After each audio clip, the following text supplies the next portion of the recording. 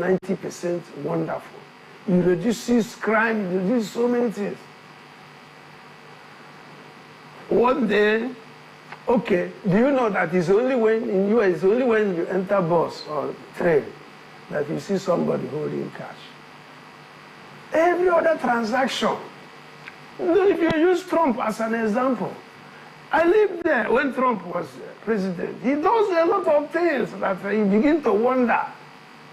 If you see how Obama, when he was president, you see gentleman, and politics was done by persuasion. By this man, by declaration. I don't think we should be using him as an example. Cashless is better. It reduces crime. I give you an example. One day, here, whether it is Lagos or here, you want to enter here, Oshodi, Abani Road. There's nothing like that. Everywhere you go, if you see 125, it's New York. 123 is New Jersey. So this, then when you enter the bus or train, you put money. No, we don't have conductors. You put money, and it will give you change. The machine will give you change. Give you change.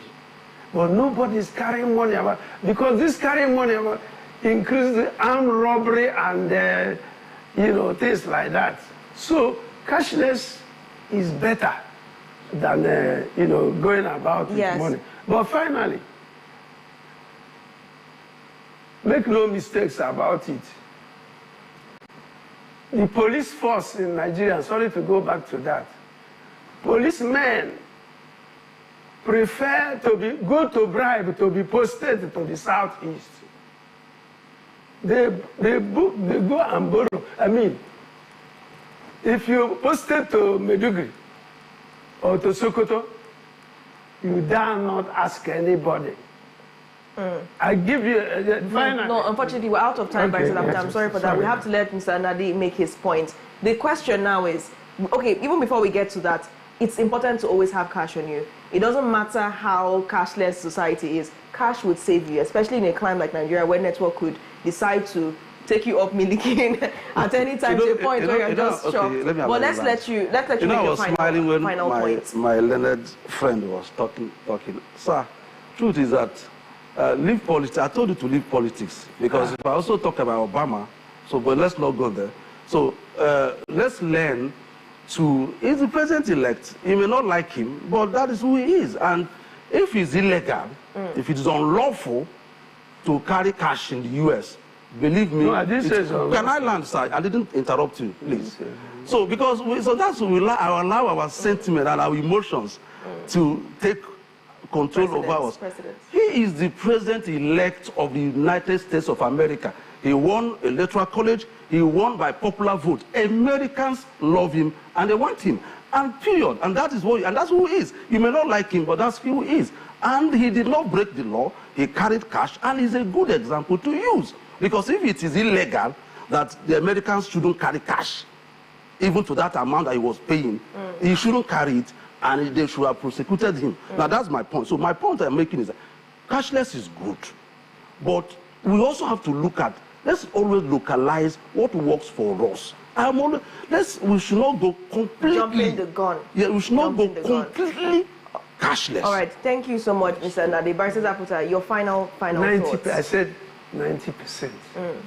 And then there was something I wanted to give an example. I don't know what that time would allow that. So no. Let it be some other time. Some other time we give that. But yes, let's all respect each other's views on this program. And let's also try not to interrupt when others are speaking. But yes, lots of points have been made. Thank you so much for joining us this morning, Mr. Meade Nadi and Barrister Ike Ezaputa. We'll go on a quick break now. When we return, we'll go on a quick trip around the region. There we go.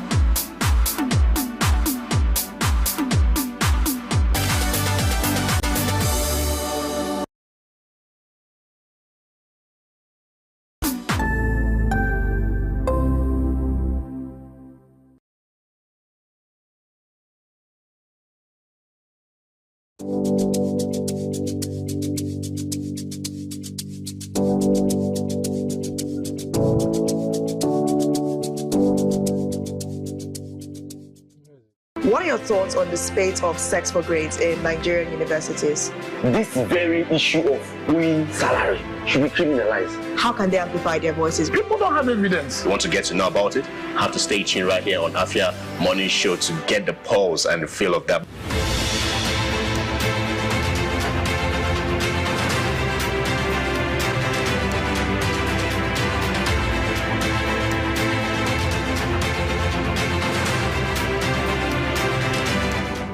Hey ladies, join us on Gyno Plus every Wednesday at 6 p.m. right here on Afia TV, DSTV channel 254 and GoTV channel 17, where we will delve into health issues affecting girls and women in society.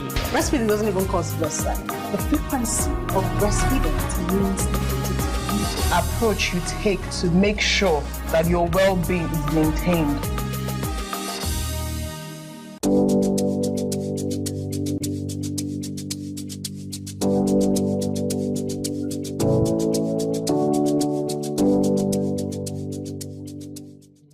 Welcome to the latest and most amazing show on your ladies and gentlemen. Welcome to Lunch Break. You don't sing along. I did single. For real. You're not a backup singer. I said it, because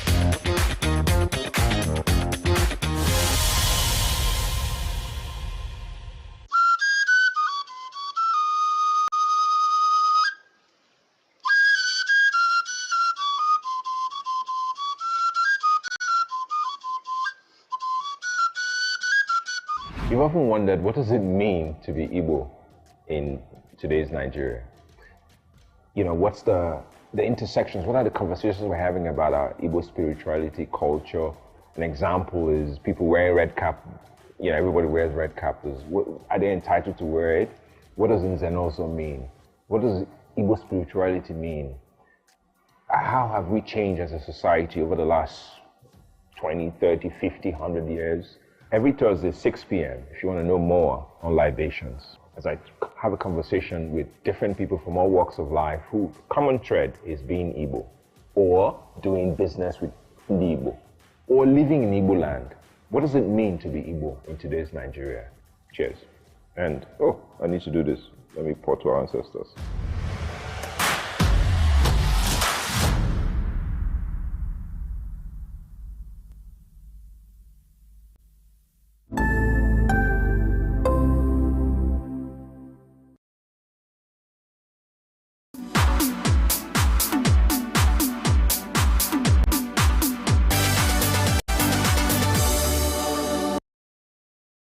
Thank you for staying with us. You're still watching your favorite breakfast show, reaching you live from the cold city, Obodo Ifeneme. My name is Natalie Uku, and Favor Obinyeloba is here. And this is when we go on a quick trip around the region. Let me say it like Favor. And as we have been talking about for weeks upon weeks upon weeks, the Southeast Business and Investment Summit is finally commencing today at 9 a.m. That is exactly 9 minutes from now. The service summit would finally begin. But here is a quick word from the LOC chairman, who will be telling us why we should, in fact, look forward to participating in this end-of-the-year event organized by Service. This interview was conducted by a correspondent yesterday when they were, of course, carrying out the final checks, and Afia TV was setting up ready to give you all the information live from the venue of the summit. Take a look. This is Chief Ben Oranusi, the LOC chairman. Service is a Southeast Business and Investment Summit. It's not an ordinary talk shop. It's a summit that is geared towards empowering the youth, the women in business, and in short form is for SMEs. So we are partnering with a lot of financial organizations, support agencies like UNIDO, the Taiwanese government, the Indian government, that want to train, support, and fund our SMEs. So we'll give our people room to have one-on-one with all these funding organizations. So if you're running any business, you're a youth, you're a woman, and you have any form of business, come for this summit. Yes, so you know where to be in a couple of minutes. And for the next 72 hours, and of course, that is the Southeast Business and Investment Summit. As we speak to you this morning, Tiny, we love to call her Tiny, Afia TV digital correspondent, is on her way to Amadio Event Center, the venue of the summit, to give us insights of what has happened, who are the prominent persons, the men and women, the youth. And it's not just for older people, it's not just for those who are established, it's for the younger people as well who have businesses or are interested in business. So she'll be giving us insights on the service event in just a couple of minutes as this show progresses. But before we proceed to a very exclusive interview, one you don't want to miss, here is, well, let's call it a progress report on the ban on scavenging in Enugu. As you know, our lead this week is on the ban effectiveness. How effective have the bans put in place in the Southeast been? Yesterday, Emmanuel Waziri presented a report on the ban on extended shops outside buildings and all of that. And government says the ban stands, but we're still seeing people extending stalls outside their buildings. And in Enugu, the state government banned scavenging in January. The SSG came out and announced a ban on scavenging, which involves illegal waste picking. But we're still seeing these scavengers going about their businesses, and it's very hard to blame them because we know how tough things are. But here is what New Haven market traders think about this development. Traders at New Haven Market in Enugu have decried the negative impact of scavenging on their environment. This complaint comes despite the ban on scavenging and cart pushing by the state government in January this year, raising questions about the effectiveness of the ban. So near Latote that Tangalatoto. Even that does mean now have help that your war and with me that one I drum. So actually to the data to the tea and leather, kitchen, tea and go the quadrant there, they would not take quadrant in a book here. I got Posefa, Chocosefa. The only thing I get the way there was 8 years security there. I get the best security about, and I'm on it of. So I believe they help for your I don't let can do. The man someone got a room to Morgan on did I got one did the way about. And oh dear, you got to go in my motor, I make out now ban this show toto. This show toto labal. But I left it and I feel hard more for the man laga. Look what I got in her. And I thought that my mom. They should be bound because of what they're doing there, the dustbin. They always scatter the hotel. If these people that carry the dustbin, they will come and pull everything out there and scatter it and leave it. Evidently, scavengers continue to operate during the early morning and late evening hours, often leaving behind litter that contributes to air pollution. The traders suggest that stricter enforcement of the ban and enhanced security measures are necessary to monitor offenders. How can I be quite too dirty? In case na hana atutu ya, avoid ha the ba no na eshigu dai won na eba. So ishishi eba na nye dai nsogbu ai won na eba. So na the time hana atutu adoro mma. Ma acho m ka akwushi ya ha. Akwushi tutu the time. A ga-esi mee ka akwushi tutu the table. Like ịbịa n'isi ụtụtụ. Ịbịa nọrọ ebe ọbụla na wisi deti. Ụtụtụ na mgbede. Mgbe aka ha ji abịa. The Enugu State government had warned that violators would face prosecution under state laws. The State Commissioner for Environment, Professor Sam Ugu, had also warned that scavengers stay out of waste disposal units in an interview on the Afia Morning Show shortly after. However, the effectiveness of the ban is still in question. And there you have it, live from the streets of Enugu. Scavengers are still on the prowl, still in our waste bins. And it's a really difficult conversation to have because on one side, people do not think that people should be arrested for scavenging because of how tough things are.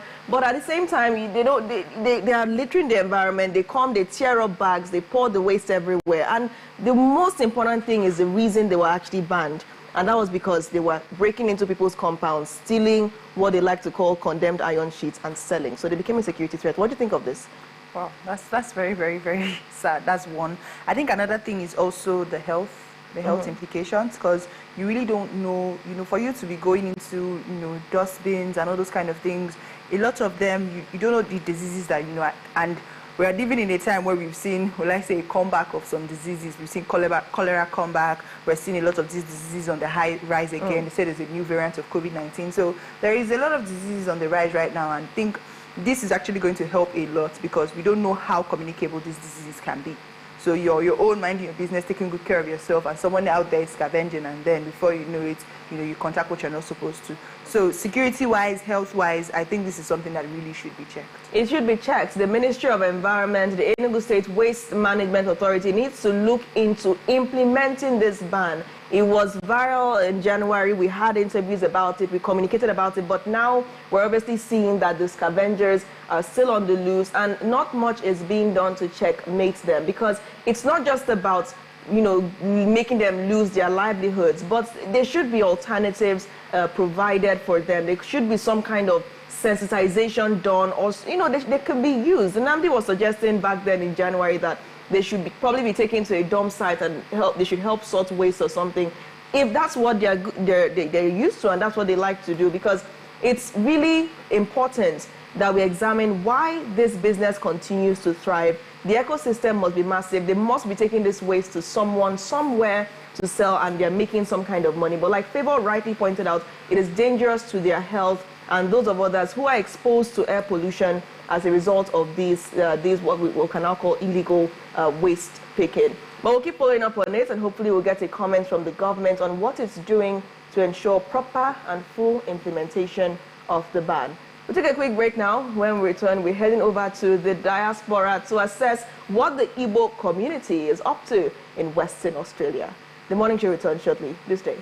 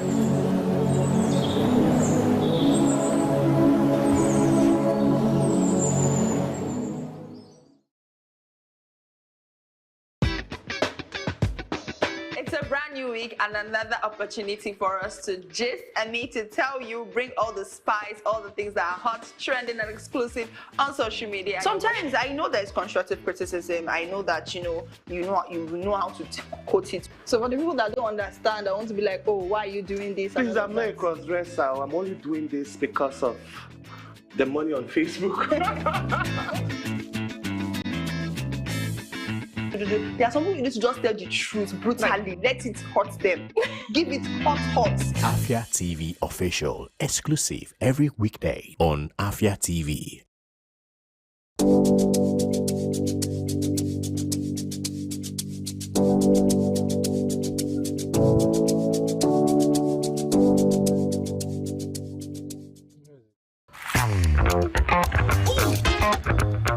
Time check, it's 2 p.m. and it's time for us to vibe, chill, and relax. Ladies and gentlemen, welcome to Lunch Break on Afia TV. So Lunch Break is all about the music, it's all about fun, it's all about entertainment, it's all about entertaining gossip and stories from social, it's all about the latest trends, it's about what's lit, it's all about the games with our guests, and yes, in general, I like to say it's all about the vibes and vibes only.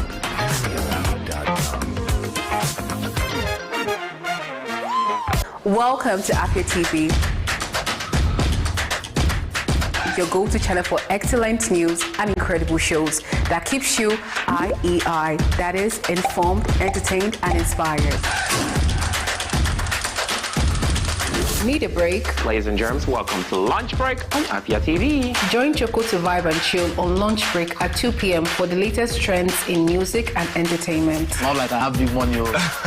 Dive into the world of innovation and creativity with Rochelle on Anka. It means art in English. Where creative minds and groundbreaking ideas come to life. Tune in every weekday at 8 p.m. Do not miss Afia TV Official, your perfect dose of laughter, where they discuss what is currently trending on social media every day at 5:30 p.m. on Afia TV. But in this economy, the savings will save you, man. And that's not all. Stay tuned for more exciting shows on Afia TV. Catch us on DSTV channel 254 and GoTV channel 17. Good evening to you, viewer, and welcome to Women in Business, a show that profiles women, executives, and even the next door store owners, showcasing Igbo greatness to the world. I started always obsessed with books ever since I was a child. The stress of always converting naira to dollar and... An incompetent means an incompetent person.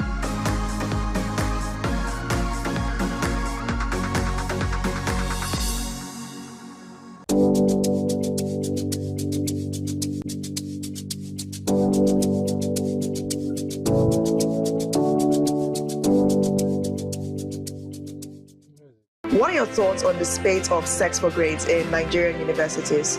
This very issue of owing salary should be criminalized. How can they amplify their voices? People don't have evidence. You want to get to know about it? Have to stay tuned right here on Afia Morning Show to get the pulse and the feel of that.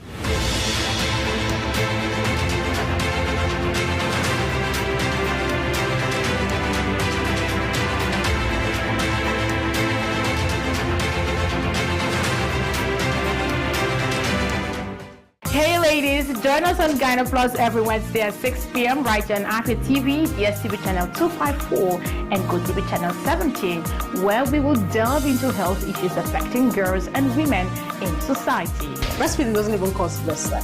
The frequency of breastfeeding means the approach you take to make sure that your well-being is maintained.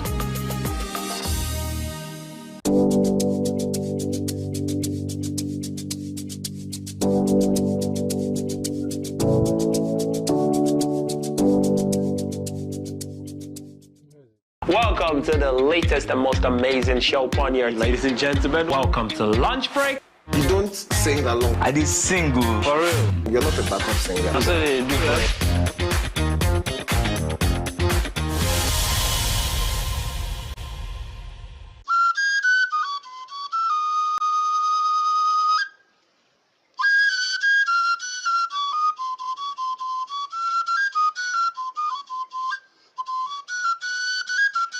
You've often wondered, what does it mean to be Igbo in today's Nigeria?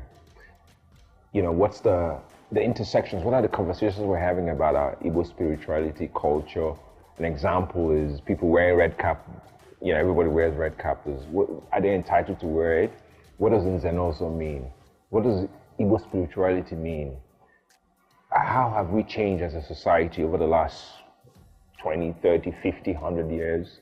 Every Thursday, 6 p.m., if you want to know more on libations, as I have a conversation with different people from all walks of life who common thread is being Igbo, or doing business with the Igbo, or living in Igbo land. What does it mean to be Igbo in today's Nigeria? Cheers. And, oh, I need to do this. Let me pour to our ancestors.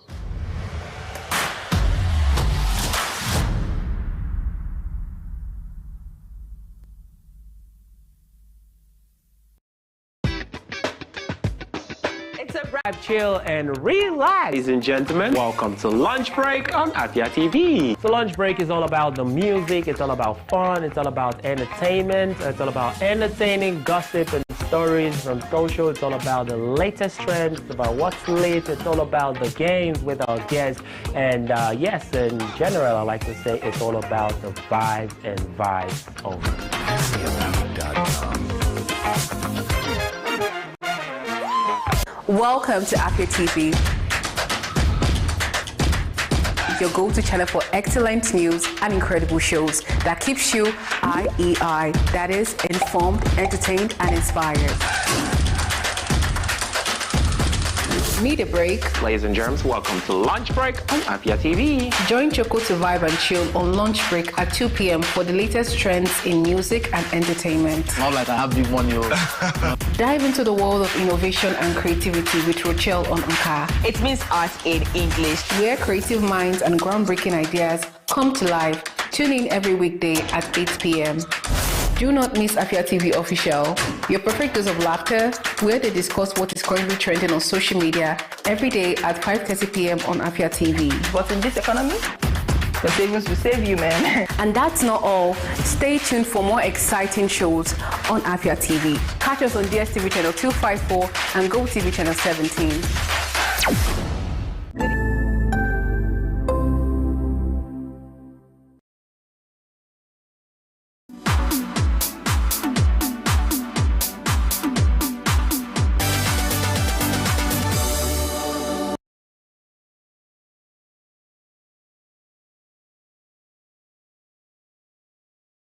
Saying goes, everywhere you go, you can find a Nigerian. Today, we assess the Igbo community in Western Australia, one of the most far-flung places on earth. We are joined now all the way from Perth, Western Australia, by Dr. Charles Meribode, the chairman, Igbo Association of Western Australia. Thank you for joining us this morning and evening, your time, sir. Yeah, and thank you for having me. Good morning. It's an honor to be here. Good morning. It's a bigger honor to have you on, sir. Thank you. Thanks. So let's begin on a soft note. Can you tell us more about the Igbo Community Association in Western Australia? Tell us what it's all about.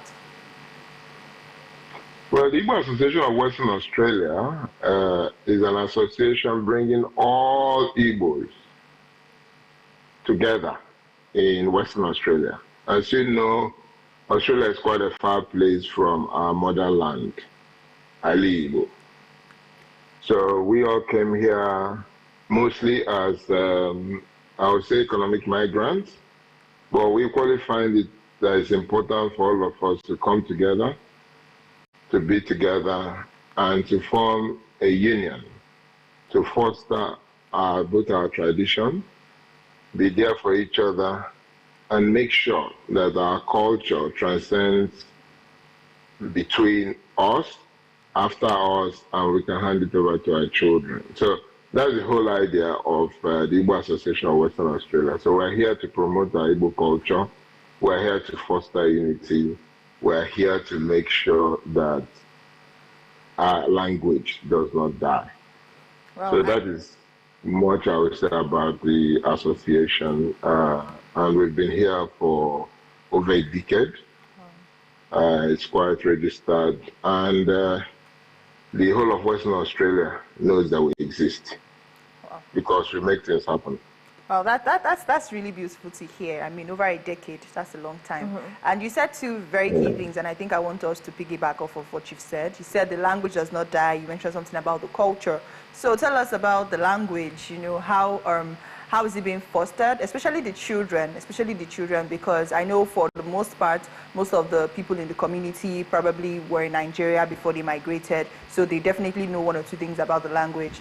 But, you know, for the children that were born there, you know, it's going to be a bit difficult, you know, because of the community. You know, they are with other children that are Australians, and, you know, they do not speak Igbo. Is not their official language. You know, even in Nigeria, Igbo is not the official language. So how is the language being preserved? That's one. And I think after that, we also want to talk about the New Yam Festival in line of culture. But let's talk about the language first. It's a part of our culture as Hindi with our language. And we found out that Igbo language is a threatened language all over the world, especially some in the Western world where people migrate. Even in Nigeria, you have some people who live in Lagos, their children cannot speak Igbo. So we came together as stakeholders to make sure that we start an Igbo language school, which the government is even assisting us to do that. So we have a principal and we have teachers. And we teach our children Igbo language. And we start from the basics. And I can tell you what these children do, you won't believe it. That some of them really speak Igbo well, some are learning. And equally, the language school fosters for some adults who cannot speak Igbo very well. So we're solving two problems, both in the adult side and in the children.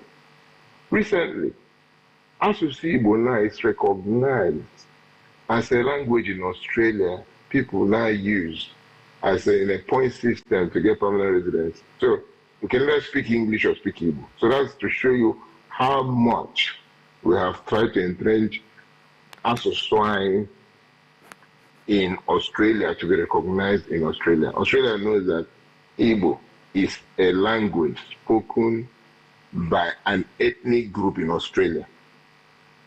So that is how much we have gone to make sure it does not die. We use locations to teach Igbo. We have curriculum. The curriculum may coincide with curriculum when in Nigeria to make sure that no more or our children we know how to speak Igbo. So at the end of the day, because, let me just jump in. Let me just jump in. Yeah, go ahead. Yeah, you're still in line with your thoughts, still in line with what you're saying. Now, we understand that your association had an impressive New Yam Festival. It was amazing. We saw all the videos and the photos. Very impressive. But we want to look at the recurring way that Igbo cultural heritage is propagated in Western Australia. Beyond the annual New Yam Festival, how is Igbo culture propagated on a daily basis over there in Western Australia? Just give us more clarity, still within your line of thought, the basic ways that this culture is propagated. Well, like you know, it's like when Chinua Achebe said that, look, I mean, that men gather, not because they don't have food in their homes, but because men need to gather, you know. What we try to do is that we have different groups. We have Igbo youths, we have the Men Association. So what we try to do is to make sure that we have as much as possible, so that when we catch up, we're able to talk about things. Because right from where we're coming from, brotherhood, it's not about brotherhood. So we try to do that. Now, we have men dance groups. In the youth, we make sure they meet. And when they go out, what do? They try to look at aspects of Igbo that can bring all of us together. So just give me a second.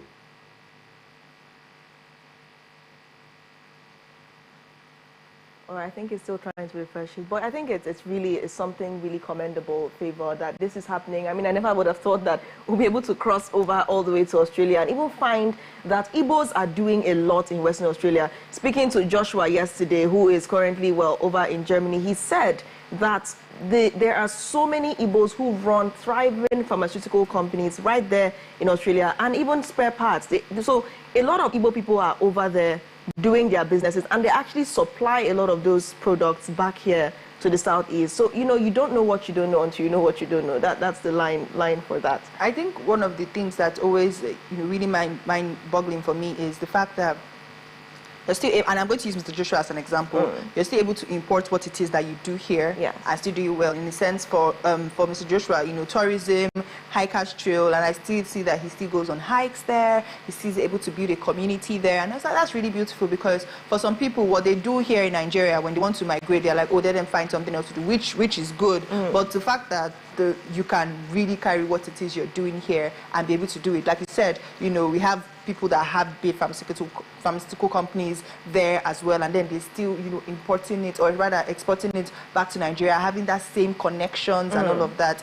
Most times when you hear of these things, it's just really a location problem, because, you still have our people doing amazing where they are. All right, Dr. Charles, thank you for joining us again. Now, what Favor has just said has made me wonder about, replicating culture and tradition over there. It's almost like having let's say, a Chinese community in a state in the Southeast. So what really inspired you to take on this position as president? What inspired you to want to replicate the Igbo cultural traditions and heritage all the way over there in Western Australia? Like I rightly said during the introduction, such a far location. What made you want to imbibe this Igbo culture and tradition over there in Australia? Okay, what made me come on board in this administrative position is to, one, foster the vision of the founding fathers. Secondly, is to look at it from a point that we must exist in a society. And if we must exist in a society, we need to be united. And we need to be seen as a group, not as an individual. Like you mentioned, the Chinese, the way they operate, they can come in, and the Indians, they come into Nigeria, they have their Indian market. They have their Indian businesses. The same thing with the Chinese. So they move as a group. And that is what we have decided to do as Igbo in Western Australia. Let us come in as a group. People will recognize us as a group. We can help each other as a group. And in that way, we'll foster unity among ourselves. In that way, we'll make sure that we protect ourselves. Like, if an Igbo man comes in, there are people to mentor him or her to look at things about the country and look at things that you need to do. In terms of survival, if you need help in all legal way, So that is what we have decided, the structure that we're putting forward. And two, for our children, whether we like it or not, your skin is black. In a white community, you'll easily be picked up. However, if we have our children knowing the how we do, but they'll be equally be there to protect their culture and their heritage. So that is our vision here. And in terms of our culture, we teach our dance groups. We make sure that those things we do back home, we bring it back here in Australia. Because a lot of people are born here, they might not go back home. Finally, to go back and leave. But let us make sure that we propagate our culture here. So that is the main vision and reason for taking up the mantle of leadership. Okay. And in my administration, we're trying our best to impact on the youth too. I'm sure you are doing just that. Now, making a pot of egusi over there is definitely different from trying to make a pot of egusi down here. There's always that key ingredient that is missing that makes the taste very different. It doesn't taste the same as when you make it here. So it makes me ask, being or propagating the Igbo culture in a diaspora setting, definitely it's not the same climate, it's not even the same temperature, and that means that definitely there are challenges. Can you tell us about some of these challenges operating within this foreign climate? Okay, I might surprise you that if you taste a pot of egusi soup, it might be the same thing that you taste in Nigeria. Are you because we have Enugu here that we try and grow, so don't worry about that. But I do appreciate your question. What we have to understand is time is our problem. Because here everybody is serious, everybody is working. People wake up at 5 and then they are moving from one job to another. So you find out time is problem. Location. You're in an environment, you're trying to pay your bills, so time is of essence. But it's amidst that, what we try to do is that we try and meet once or twice a month, and people come around that time. So whatever you're doing, no matter where you are, you know that time, you have to provide it for the association. However, we equally have the different groups, like the youth and all that. They try and meet in certain times of the week or of the month. So that helps to foster that communality. It fosters that unity. It makes us do our things together. So that is what the major challenge here. And then, yes, I agree with you. There are some of our food that we can't get here, but we have to probably manage. And then some of us who are married to foreigners who are not in the Igbo. So what we try to do, we try to make sure we arrange some cooking classes for them so that we can teach them about our food, and while teaching them our food, we incorporate some of our culture during some of these classes. So those are some of the ways that we're trying to make sure that we foster our heritage over here. Okay, I want to ask, how do we, what's the connection with, the community and the community back home? We have some very sorry cases of when some of our brothers leave Nigeria, leave the community, they don't. We can even bring it back to Nigeria. You leave the East where you are, and you don't come back. You don't, when you go to Lagos or Abuja or any other place that's not the East, you don't come back home. We're not building houses, we're not making investments. And this particular time in Nigeria, there is a strong call for us to continue to invest in the Southeast. To take our businesses to the Southeast, to continue to invest in the Southeast. But now, when we are even out of the country completely, what's the relationship like, with the Igbos in Western Australia? What's the relationship like with them, with the community, and of course the community that is in the Southeast here? Okay. The basic thing there is about the media and fear. I'll take an example for building houses and doing businesses. With some of the unrest back home, they will tell you, oh, people are being kidnapped and all that. But the question is that if you look at kidnap and all that with people dying from health diseases, you find out that health is even more. So what we try to do, a lot of us have got investments too back home. Some of us have built houses back home. So what we do is that we create the awareness. Each time we meet, we talk about, look, you have to go home. And I can tell you that in the past 5 years, we have had more Igbos from Western Australia going home to build houses and do things back home. And when they come back, oh, I went home, I enjoyed it so much, and you find out that they now keep coming home. So we have broken that jinx, because some of us have been here for 20-something years. And because they can see that, Charles has gone home, he has done this, he goes to Nigeria every year, you find out that they will come. Sometimes, even they come with you, or they come with me to see for themselves before they bring their family. So we are beginning to break that jinx. And we have a lot of our people here who do import and export. And they take like second-hand goods here, machines, solar panels, they take them back to Nigeria. And some people too export food here. So I think we're beginning to see that bi-directional flow of investments from here back to Nigeria and from Nigeria back here. But again, we need that enabling environment back home to make sure that we bring in big investors, like some of the white people here who will be interested to come and invest back home, so that they can come in and have that enabling environment. So at the end of the day, we can all benefit from both sides. Okay, now can you tell us very briefly, specific ways that the Igbo community in Western Australia contributes to the Southeast economy? Those specific things, because we learned from Mr. Joshua that we have the spare parts, we have pharmaceuticals. Can you tell us about this in detail, how we actually benefit from the Igbo community in Western Australia?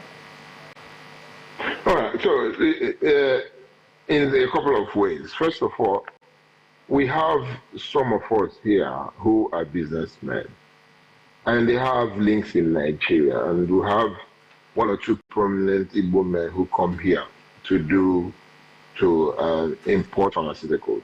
And these people are not, some of them are not, most of them are not citizens. So they try and link up with some people here.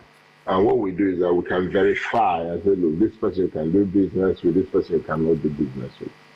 Now, this person has got this experience here, and they team up. And we've seen these businesses grow. And they move products from here to Nigeria and vice versa. And the same thing with motor parts. You know, it was a big hub, and it's still a big hub. They come here, they get motor parts, second-hand motor parts, and they go to Nigeria. And we've seen it flourish.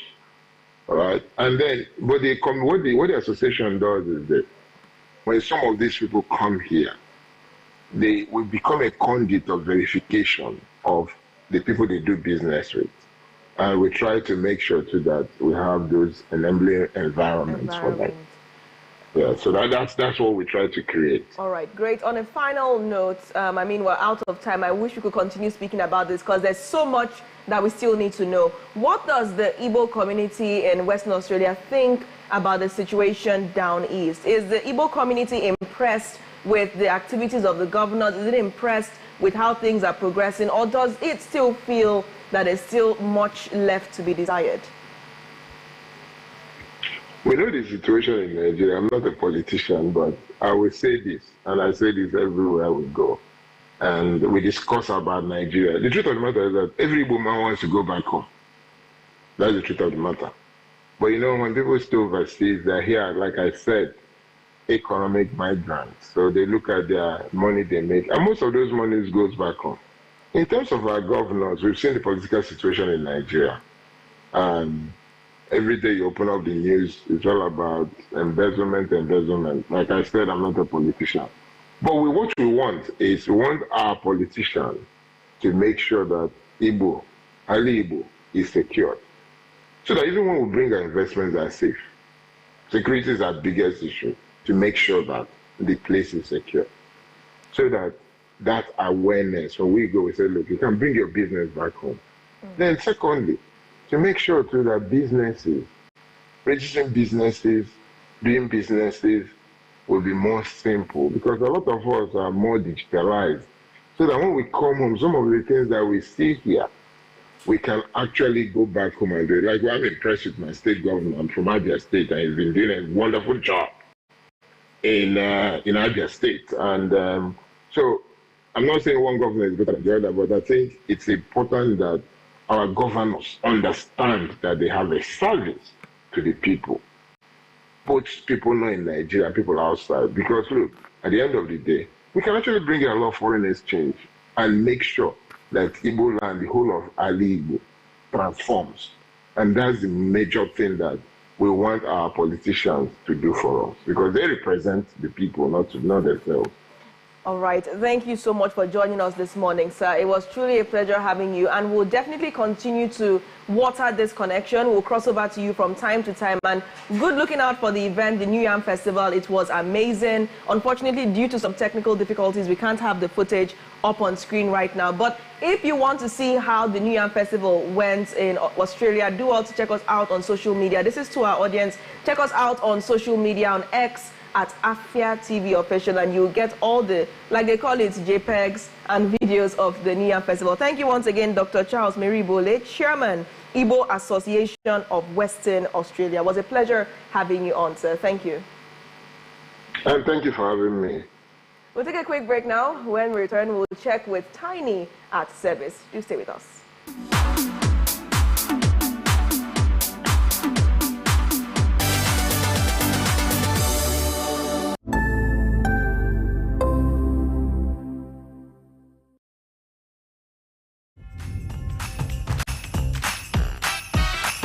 But why won't I be happy? Not just because it's festive season. It's moments of friendship and 16 million reasons to love. Small pepper.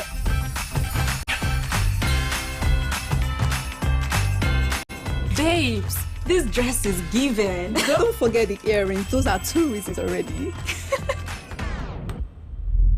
The best reasons will make your heart beat faster.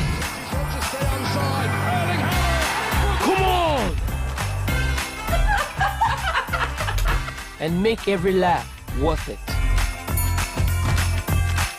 It's all about holding hands, sharing and enjoying happy times together.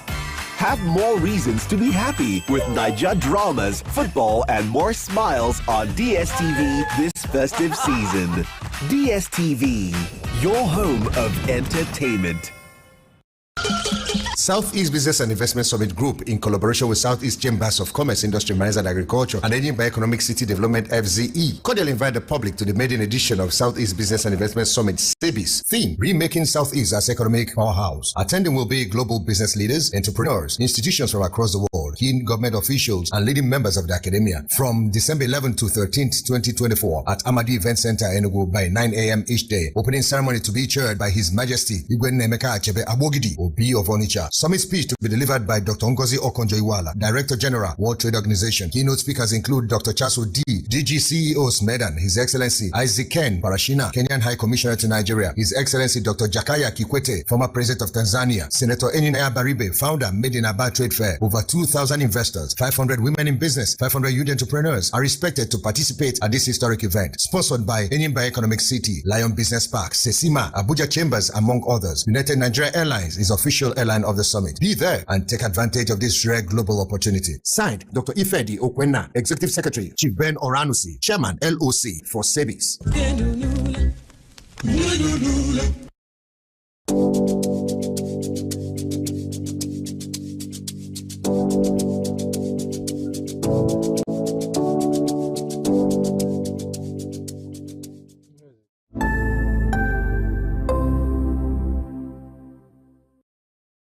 Good evening to you, viewer, and welcome to Women in Business, a show that profiles women, executives, and even the next door store owner, showcasing Igbo greatness to the world. I started always obsessed with books ever since I was a child. The stress of always converting naira to dollar and An incompetent means an incompetent person.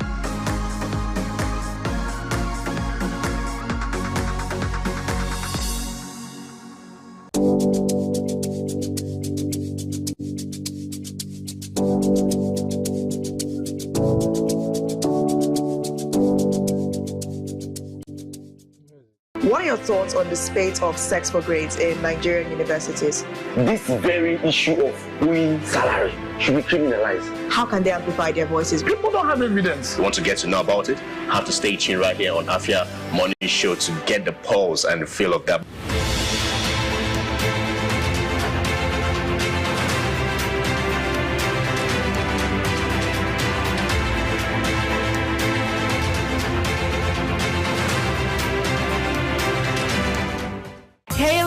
Join us on Gyno Plus every Wednesday at 6 p.m. right here on Afia TV, DSTV channel 254, and GoTV channel 17, where we will delve into health issues affecting girls and women in society. Breastfeeding doesn't even cause blood clot. The frequency of breastfeeding means the approach you take to make sure that your well-being is maintained.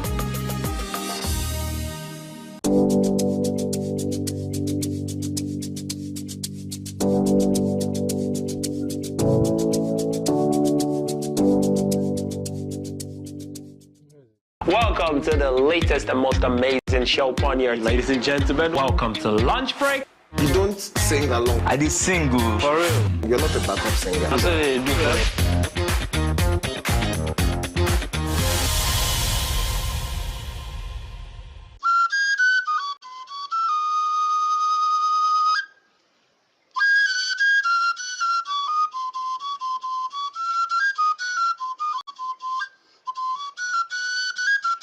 You've often wondered, what does it mean to be Igbo in today's Nigeria?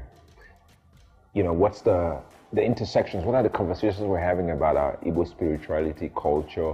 An example is people wearing red cap. You know, everybody wears red cap. Are they entitled to wear it? What does Nzen also mean? What does Igbo spirituality mean? How have we changed as a society over the last 20, 30, 50, 100 years? Every Thursday, 6 p.m., if you want to know more on libations, as I have a conversation with different people from all walks of life who common thread is being Igbo, or doing business with Igbo, or living in Igbo land. What does it mean to be Igbo in today's Nigeria? Cheers. And, I need to do this. Let me pour to our ancestors.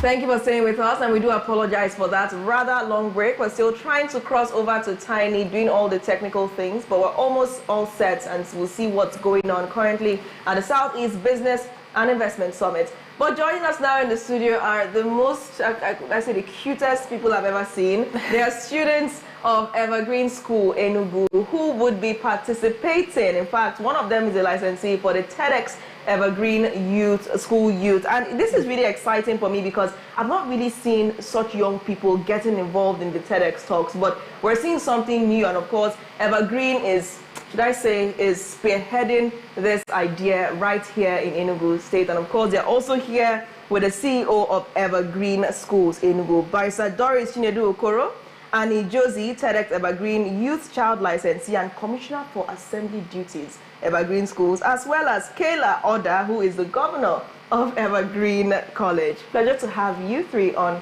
with us today. Thank you so much. Good morning. I mean, it's such a pleasure to be here again. Yes, pleasure to have you. I want to, every time I see your students, I just want to go back and become a student again. Yes, because it's impressive. But let's start with you, Barrister Okoro. Now, how did you get excited about it? What made you interested in doing something like TEDx within your school? You know, I know that you're very serious about hard work.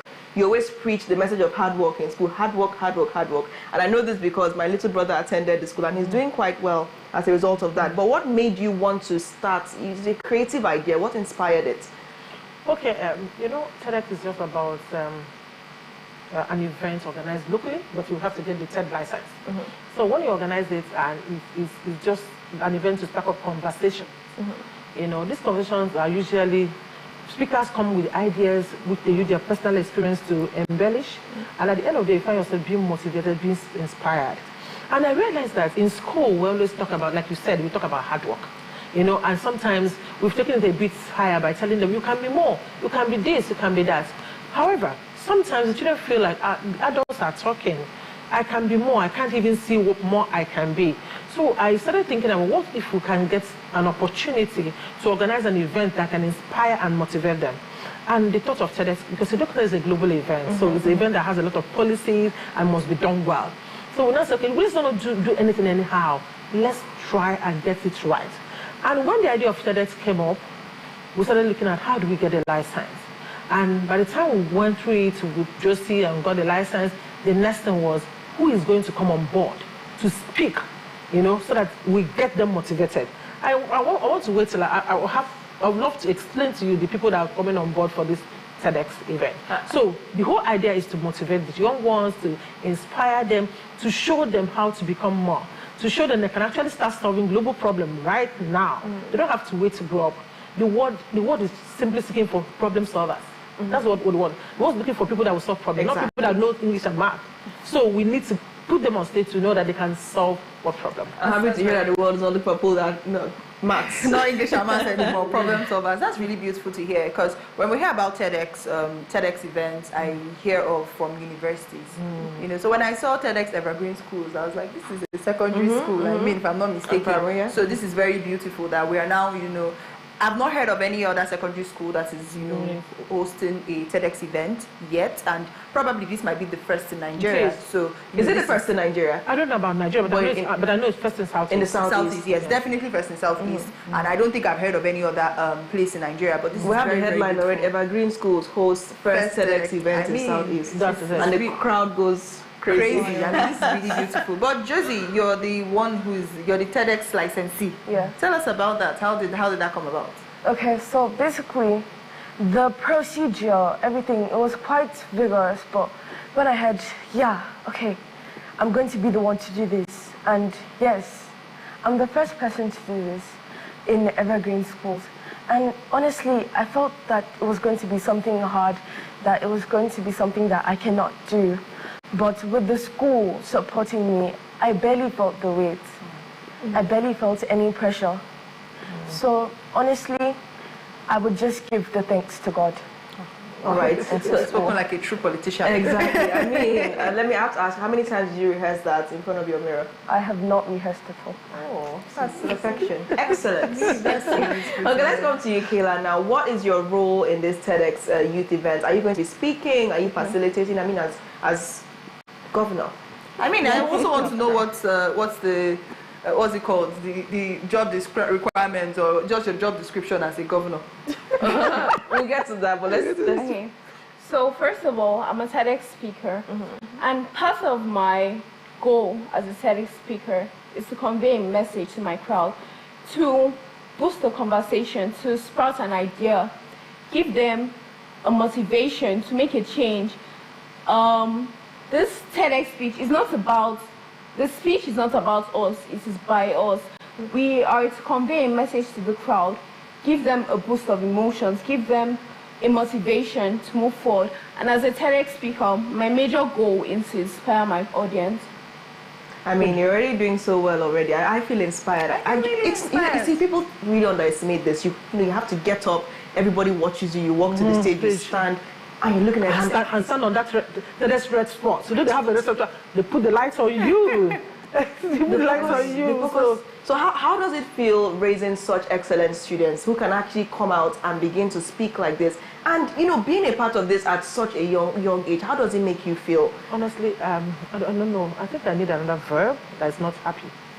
Something stronger. Because this morning I was telling them, we were working out through the night because we're not for them, some of the speakers were working on their slides and all that. So I was telling them, I saw the excitement, some of the, like Kayla said something to me last time, I will make the most of this opportunity.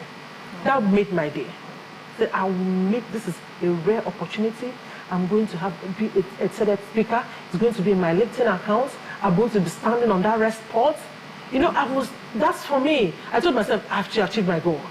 Because this actually was, the change you are saying, the mindset shift is already happening within them. Exactly. Because they're getting ready, she's so excited, they're getting ready with something. She's going to talk on how to use education, transform it to use to solve problems. Yes, So for me, Natalie, I am happy. I'm happy for you, but now I have to ask you about the preparations and how the preparations have been. That'll be the final question because we're out of time. Okay. How has it been preparing these young ones for the TEDx event? Very briefly. Okay, it has not been any problem, because they've been doing things like you hear them speak. Thank God Justice said I didn't rehearse, so they're just in their element. So it hasn't been any big problem. All we did was we exposed them to TEDx talk. They watched a couple of them. Okay, this is what they want me to do. Get an idea. Use my personal experience. Inspire people. So it hasn't been any seamless process. How can people participate in the TEDx event? Okay, we have to register because it's a paid event. So we have to register. There's always a link in most of our social media handles. You just register and be part of it. And I want to use the opportunity to encourage, especially parents, because a lot of parents see TEDx Evergreen School Youth, they think it's just for children. We have we can't end this without telling you the kind of children that are coming. We have Zara coming all the way from Dubai. You can check her on Zaralicious TV. She's 13-year-old, was already making global moves. Wow. She was the keynote speaker for just concluded World Youth Summit. And we have Sim Sola. Sim Sola is 13-year-old Disney actor. These are coming to inspire them. But then, what about the other 10 or 11 speakers, like Vicky James, who's also coming with us? So these are going to be live on our stage. So I also want to encourage parents to please register, because you really need to know how to unleash the potential in your child. And when is this going to happen? It's happening on Friday at the Base Event Center. 8:30 in the morning. All right. So do well to check out Evergreen Schools on social media for more information about Future Unleashed, the TEDx Youth Event. Thank you for spearheading yet another amazing cause in the Southeast. Let me just rehearse that headline. Evergreen Schools hosts first TEDx Youth Event. in the Southeast. Yes, just I will check. It might be in Nigeria. Editorial. We'll check it out. We'll research. We'll follow you up. Thank you so much for joining us on the show this morning. Thank you so much. Thank you. Thank you. And we'll round today's show up by crossing over quickly to Tiny Amy Adindu, who is currently at Amadio Event Center for the Southeast Business Investment Summit. It looks as if things are just getting started. So let's hear from her. Take a look. Good.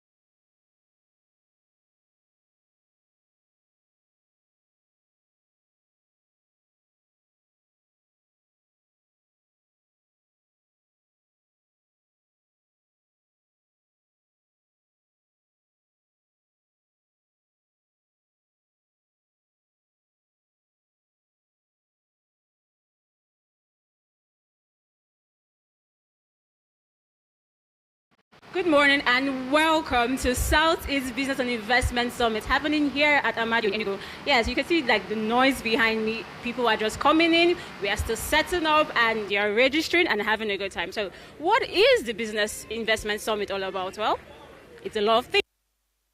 It is bringing together stakeholders around the region to come and talk about how to bring life into the Southeast business part. We are focusing on agriculture, we're focusing on food security, and we are also focusing on the manufacturing sector. Now, here we'll be having over 10,000 virtual guests, 500 business-minded individuals, and wow, all over the section and all over the world. Now, we're talking, well, I'm going to leave that later, but as you follow me now, come around, they are still setting up. It's not yet complete, right? And we'll be expecting more people and more people to come around and join us. We are going to be finding out everything that they have planned for the region, from the economic hub to the economic village. Like, it's a lot packaged in, and we cannot wait to share it with you. Well, you can see behind me, people are still finding their seats. People haven't really done so. Well, just stay tuned and we will bring you more update as the day continues, right? Natalie, over to you guys at the studio. Thank you so much for joining. Tiny signing out. All right, thank you so much, Tiny, for that update. I mean, this was quite impressive. Our digital correspondent, she did so well. And if you are in Enugu State or coming into Enugu, please do well to visit Amadio Event Center right now and be a part of that summit. You are definitely going to be exposed to a wealth of ideas to make you understand why you need to bring your investment back home. And I hope people in Western Australia also are still watching and didn't just leave us after the chairman. Please do also bring your businesses back here to the Southeast and, let's help grow our region. It's very important. And on that note, we draw the curtains on the Afia Morning Show this morning. We hope you enjoyed today's experience. Let us know your thoughts on all of our social media platforms. Don't forget to like and subscribe. I've been your host, as always, Nafeli Uku. And I'm Favor Obinyeluba. Enjoy the rest of your day.